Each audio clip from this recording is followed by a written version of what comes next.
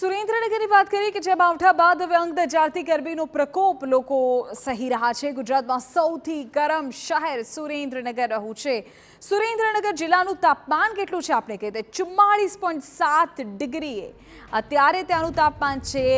ગરમીના કારણે જનજીવન ત્રસ્ત થઈ ગયું છે। 12 વાગ્યા બાદ તો શહેરના રસ્તાઓ પર સન્નાટો છવાઈ જાય છે। સુરેન્દ્રનગર જિલ્લાની અંદર તાપમાનનો પારો આસમાને પહોંચ્યો છે તેમ કહી શકાય, કારણ કે ગુજરાતના તાપમાનમાં સૌથી વધુ તાપમાનનો પારો સુરેન્દ્રનગર જિલ્લામાં નોંધાયો છે। 44.7 ડિગ્રી તાપમાન નોંધાતા લોકો ત્રાહિમામ પોકારી ઉઠ્યા છે અને લોકો ઠંડા પીણાનો સહારો લઈ રહ્યા છે કે ઘરમાં પુરાઈ રહ્યા છે। ત્યારે શહેરના રસ્તા સુમસામ ભાસી રહ્યા છે।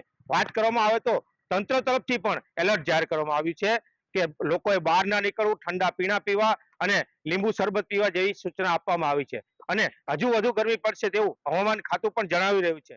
અને વાત કરવામાં આવે તો સુરેન્દ્રનગર જિલ્લાની અંદર કચ્છનું નાનું રણ આવેલું છે। આ રણની અંદર જે સુરેન્દ્રનગર જિલ્લાની અંદર તાપમાન નોંધાય તેથી 3 ડિગ્રી વધુ હોય છે, જેથી રણમાં અગરિયાઓ પણ હાલ શેકાઈ રહ્યા છે તેમ કહી શકાય। હવે સુરેન્દ્રનગરને આ ત્રાહિમામ ગરમીથી કુદરત ક્યારે બચાવે છે તે જોવું રહ્યું। સાજિદ બેલીમ, TV9 સુરેન્દ્રનગર।